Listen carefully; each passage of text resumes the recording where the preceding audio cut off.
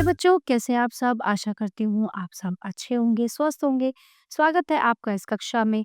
आइए आज हम पढ़ते हैं हिंदी व्याकरण का पाठ 11 क्रि। दिए गए चित्रों को देखिए और यहाँ लिखे वाक्यों को पढ़िए। मिनी पत्र लिख रही है, दलिया में फूल रखे हैं। ठीक है, यहाँ दिए गए वाक्यों में मिनी पत्र लिखने का काम कर रही है और डलिया में फूल रखे हुए हैं। इन वाक्यों में लिख रही है तथा रखे हैं क्रिया शब्द है। इनसे किसी काम के करने या होने का पता चल रहा। व्याकरण में इन्हें क्रिया कहते हैं।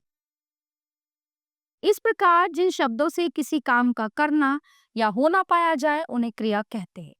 तो कहने का मतलब ये है कि सुबह उठने से लेकर रात तक दिन भर में जितने भी काम हम करते हैं वो सब क्रिया के अंतर्गत ही आते हैं। विशेष, यदि वाक्य में क्रिया ना हो तो वाक्य ही नहीं बनेगा। जैसे पक्षी आकाश में, घास पर।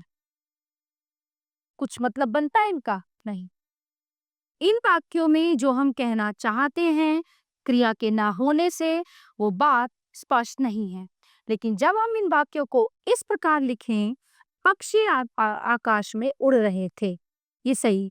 घास पर मत बैठो, ये भी सही। तो वाक्य पूरा हो गया और हम जो बात कहना चाहते हैं वो भी स्पष्ट हो गई। अतः किसी वाक्य को पूरा करने के लिए दो बातों, कर्ता और क्रिया का होना बहुत आवश्यक है। व्याकरण में इसे कहते हैं कर्ता उद्देश्य, क्रिया विधेय।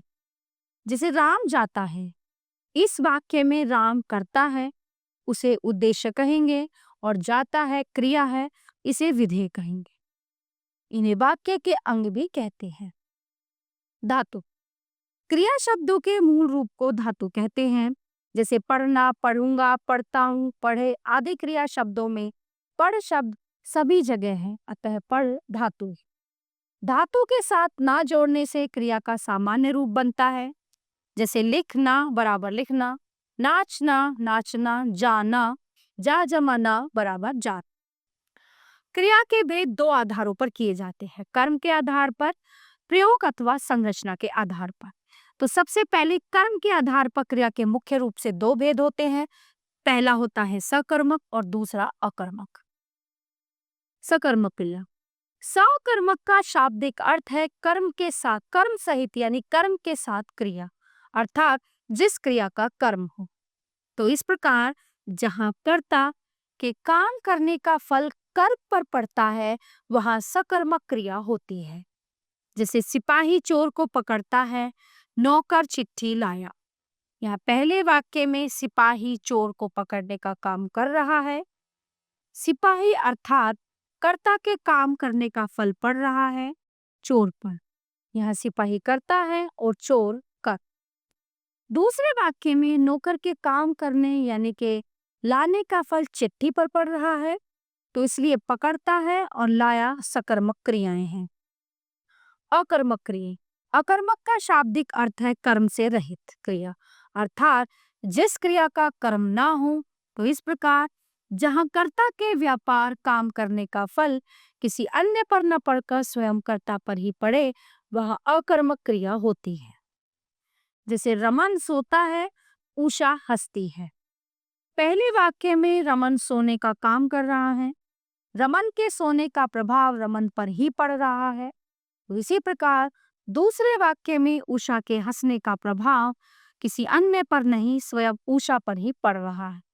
इसलिए हम कहेंगे कि यह क्रिया अकर्मक है, अर्थात क्रिया का कोई कर्म नहीं है।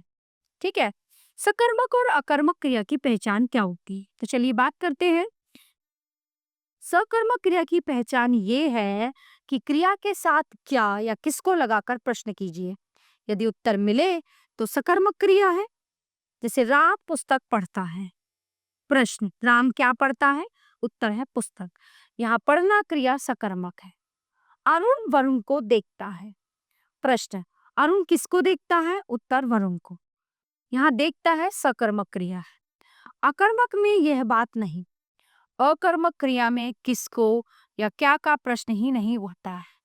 जैसे बच्चा रोता है, विशाल डरता है, वीनू भागती है। इन सब क्रियाओं के साथ किसको या क्या प्रश्न नहीं बनता, अतः ये अकर्मक क्रिया है। सकर्मक क्रिया में कर्म होता है और अकर्मक क्रिया में नहीं होता। जैसे सकर्मक अनिल पत्र लिखता है, नगमा सो रही है। साहिल राहुल को बुलाता है, मयंक बैठा है। आदित्य पुस्तक पढ़ता है, आयुष रोता है। अकर्मक क्रिया सकर्मक भी हो सकती है।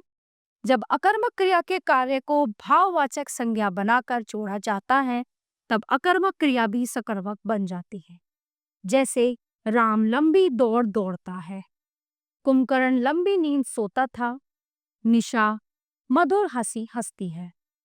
सकर्मक क्रिया दो प्रकार की होती है, एक कर्मक और द्विकर्मक। एक कर्म वाली क्रिया एक कर्मक होती है, जैसे राम पुस्तक पढ़ता है, और दो कर्मों वाली क्रिया द्विकर्मक होती है, जैसे माता मनु को दूध पिलाती है। ठीक है, तो द्विकर्मक क्रिया में दो कर्म होते हैं, उनमें एक मुख्य कर्म होता है और एक गौण कर्म। तो मुख्य कर्म क्रिया के समीप यानी पास होता है, इसके साथ विभक्ति नहीं लगती और ये प्राय अप्राणीवाचक होता है। जैसे माता मन को दूध पिलाती है, वाक्य में दूध पिलाना मुख्य कर्म है। ठीक है, गौण कर्म क्रिया से दूर होता है, इसमें विभक्ति चिन्ह होता है तथा ये प्राय प्राणीवाचक होता है। जैसे उपयुक्त वाक्य में मनु को गौण कर्म है। प्रयोग अथवा संरचना की दृष्टि से क्रिया के भेद। संरचना की दृष्टि से क्रिया के अन्य भेद इस प्रकार किए जा सकते हैं: संयुक्त क्रिया, नाम धातु क्रिया, प्रेरणार्थक क्रिया और पूर्वकालिक क्रिया। तो सबसे पहले हम बात करेंगे संयुक्त क्रिया के बारे में। दो या दो से अधिक जुड़ी हुई क्रियाएं संयुक्त क्रियाएं कहलाती हैं। जैसे मीनू स्कूल जा रही है, प्रभा परीक्षा दे चुकी है। ठीक है, तो ऊपर के वाक्यों में तीन तीन क्रियाएं जुड़ी हैं, अतः ये संयुक्त क्रियाएं हैं। संयुक्त क्रिया में पहली क्रिया मूल क्रिया होती है और इसके बाद प्रयोग की जाने वाली क्रिया रंजक क्रिया होती है। मीना स्कूल जा रही है, इन वाक्य में जा मुख्य क्रिया है और रही है रंजक क्रिया है।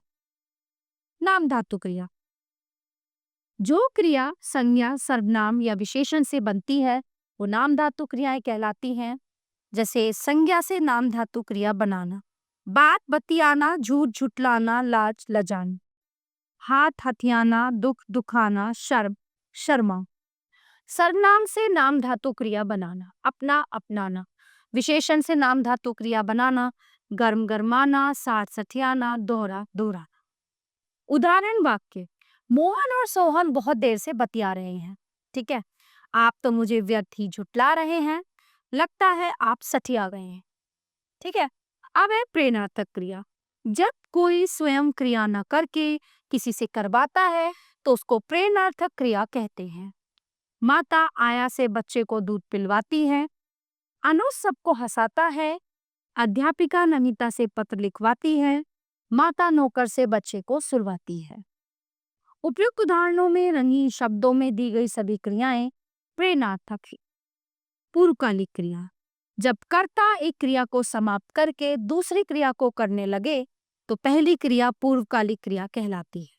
जैसे रम्य पाठ पढ़कर भोजन करता है, आकाश भोजन करके स्कूल गए। यहाँ पढ़कर तथा करके पूर्वकालिक क्रियाएं हैं। पूर्वकालिक क्रिया कर अथवा करके लगाने से बनती है। ठीक है, आइए देखते हैं हमने इस पाठ में क्या पढ़ा। किसी काम के करने या होने की सूचना देने वाले शब्द क्रिया कहलाते हैं। क्रिया के दो अंग हैं, उद्देश्य विधेय। क्रिया के भेद दो आधार पर किए गए हैं, कर्म के आधार पर और प्रयोग के आधार पर। तो प्यारे बच्चों, ये पाठ यहीं पे समाप्त होता है। आशा करती हूँ आपको अच्छे से समझ आया होगा। मिलते हैं अगली कक्षा में। धन्यवाद।